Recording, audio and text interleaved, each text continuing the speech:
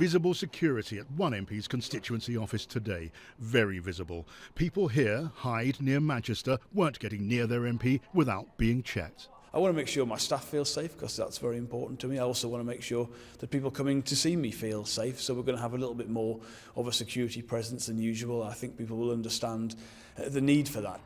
The armed police, the cameras everywhere. Westminster's been on guard against terrorism for years, but no one can be 100% safe when they're away from here, and few expect to be, including one MP stabbed in his constituency 6 years ago. The police did say to me, would you like a metal arch, a metal detector on the way into the surgery? But the problem with that would be that it would make going to see your MP a pretty unpleasant experience. In Parliament Square, proof that Jo Cox's death touched many, the marks of respect piling up. Few MPs get much respect day to day. Abuse and even fear of violence, a fact of life for many of them. Keeping a safe distance isn't an option. We don't go round in armoured cars. We walk around amongst our constituents because we've got to do that in order to be able to listen to them, to hear what they've got to say.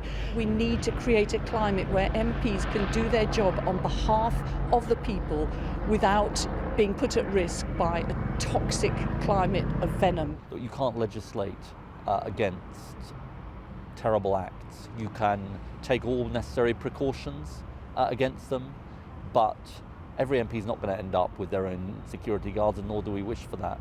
Jo Cox will be remembered as a woman who gave politics a good name.